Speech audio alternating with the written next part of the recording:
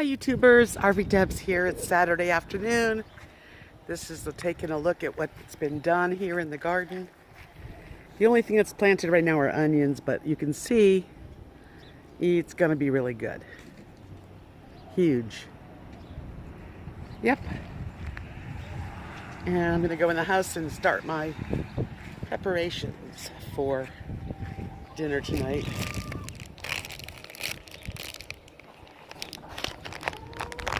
Hey chicks. Hey chicks. Hey girls. Hello. Don't fall. Hi Red, how are you? How are you? Oh yeah. These girls are something else. This is what I made. It's very simple. Made with mayo, cheddar cheese, and a cherry, and canned pears.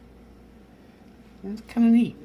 We had them at a little dinner that we had like at a women's group recently, and I thought that was neat. So that's what I made. Something simple, pretty, very simple. Good morning, YouTubers and friends.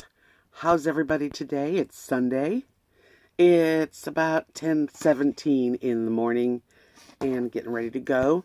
But I thought I would start the day and just say hi and hope that you're having a good weekend or you've had a good weekend. Last night, family night, was fun. It was all outside and we basically grilled chicken and sausage. I didn't do it, of course. But my pear dish was a hit. They were gone. So they're really simple, but they're really tasty and everyone likes them, including me. And Kathy made a Frito salad, which was really good too. That's made with Catalina dressing. And she put in, I believe she put in black olives, tomatoes. I can't remember what else was in there. Chopped up lettuce. Not even sure really. And then Fritos at the end. You put that in at the end and the dressing and mix it all up. It's really good. Another big hit. There was a broccoli salad made, and that was delicious. With the sausage and the chicken. And what else did we have? There was potato salad. I'm trying to think if there's things I'm missing. Oh yeah, and Mary's mom made really good carrots, steamed with butter and herbs. So it was a nice family night, and we all were outside, and it was a very fun, joyful evening. I didn't take any videos or pictures, and but that was okay. And I got home and went to bed fairly early. And the weird thing happened last night around 4 in the morning.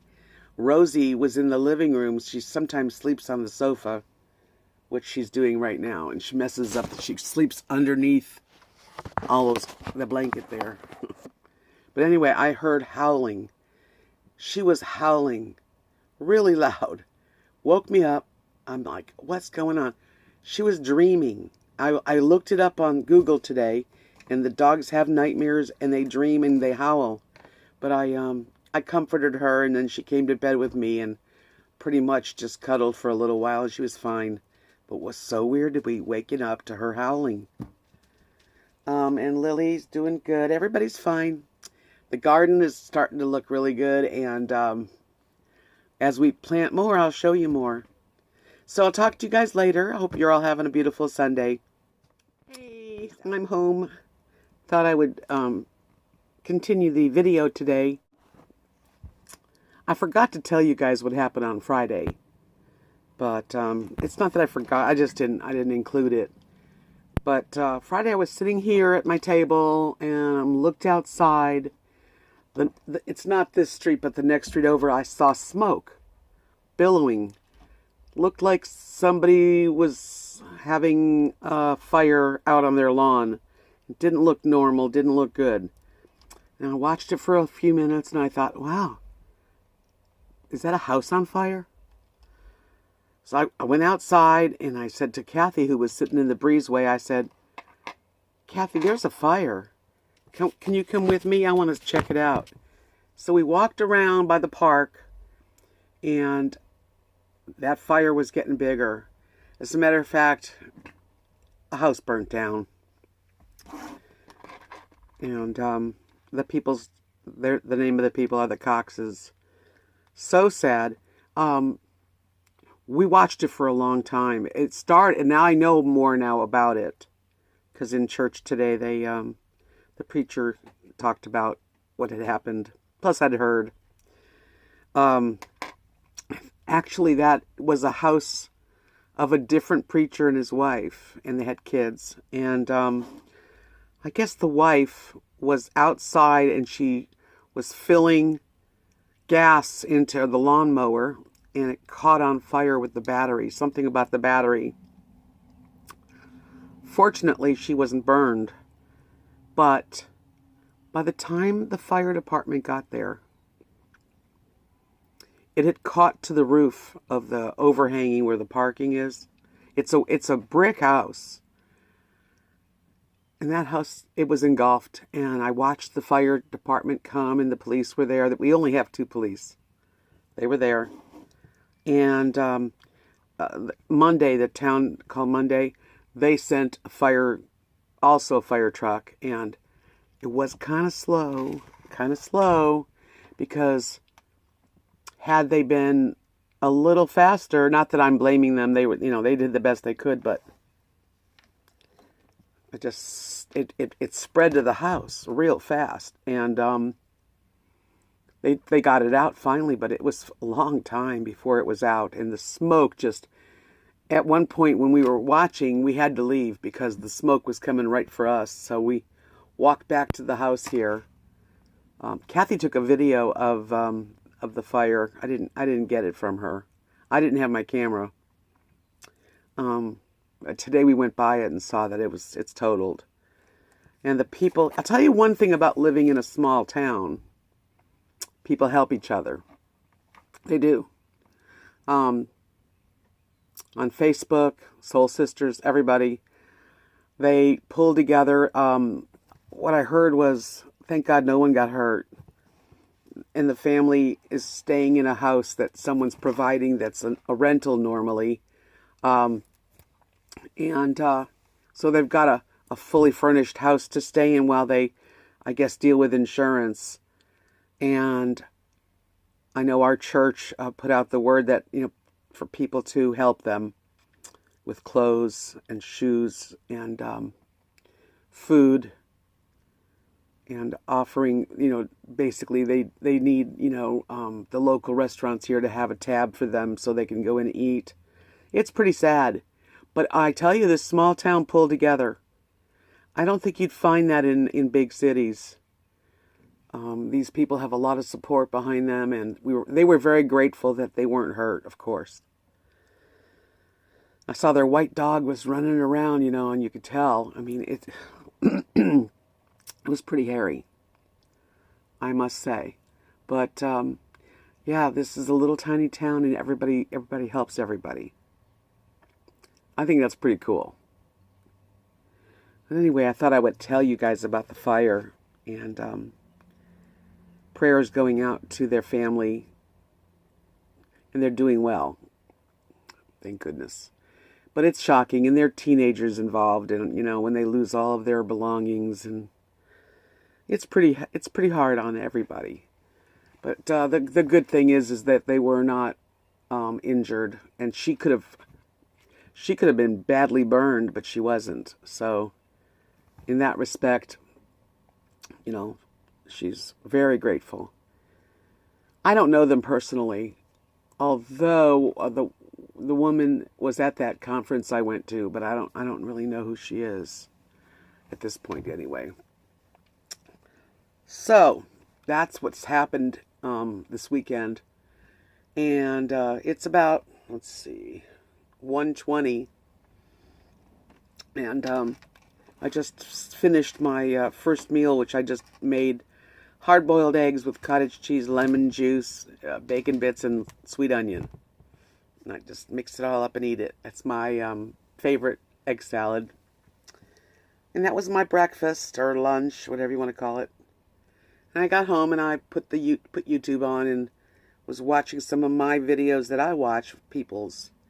One lady, she was talking about how hard and horrible low carb is, because when you're a food addict, and I am a food addict, I agree with that. You don't ever stop thinking about what you really wish you could have. And it isn't easy all the time because we love food. I'd love to have a big Kaiser roll, you know, or toasted with cream cheese and butter on it, or a bagel, but I can't have it, and it's hard. It is. I would love an ice cream cone, There's all these thoughts that go through our heads that are, food addicted and, or drug of choice, food. It is hard. Low carb can be hard. Like, Saturday night, last night, family night, there was a lot of stuff like dessert. There was a big pistachio frosted cake. There was, I forget what kind of cake it was, but some kind of, what was it? It was called something like, it looked like a spice cake or a banana bread cake, but it was something, I can't remember what the name of it was. Never had anything like that. That wasn't my favorite. I had a bite. But there was, Kathy's mom made cherry, apple, and blueberry turnovers. So I took a half of a cherry, they weren't big, but a half of the blueberry, the apple, and the cherry, and I took a couple bites and gave it to Mark to finish. But it is not easy for me to pass it up. I've kind of decided I'm not going to be doing too much whipped cream anymore either, because it's a compulsion that it's hard to control. Once in a while it's good, but when you're truly a food addict, once in a while is not enough. A tablespoon's not enough. I mean, if I brought a pint of ice cream home, there's some people that can take 2 tablespoons and not touch it. But I couldn't. Unfortunately, I would have to finish the pint. So I haven't had anything like that in this house, and I can't have it. So it's not fun not having, carbs. Think about pasta and potatoes. Saturday nights are really rough because I let myself have a little, and then the next few days, I'm thinking, oh God, But I have to fight it. I do. In this video I was watching, she was talking the same way, and she's a bigger girl than me, and it's not easy. It really isn't easy. But the one thing about being overweight, or whatever you want to call it, you can see what's wrong with me from looking at me. But you can't see what's wrong with somebody, that's real slim, because it's all inside, whatever their warped problems are. Everybody has them. But since January 2nd, actually the 1st, I haven't had any bread, toast, that kind of stuff. Just things that were regularly, I wouldn't have had eggs without a piece of toast, or definitely a bagel. I could do it without potatoes. I'm not a big potato eater, unless it's crispy hash browns. But no, I don't eat potatoes much. But I do love pasta, and I do love my breads, and of course anything with sugar. So it's a challenge. It's a daily challenge, and it will be for the rest of my life a challenge not to eat the sugar products. And just for today, I am good, and I will be clean on my keto plan, but it is not easy. So if anyone tells you how easy it is, it was easy the first few days, like when I first started, I guess, but then you can overdo with keto, you can overdo the protein. Because keto is, if you're really on a true keto plan, it's only, I think it's 30% of your food is protein.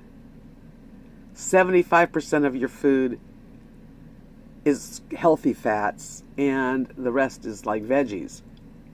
And you can get that off. You can eat way too much protein versus the veggies. But I find I have to eat a lot more vegetables so I can go to the bathroom regularly and be, TMI, right? But truthfully, I definitely need my vegetables. And I'm kind of in like wanting fruit. I would love an orange. And I might have to like splurge and have an orange. I haven't had a banana since the end of December.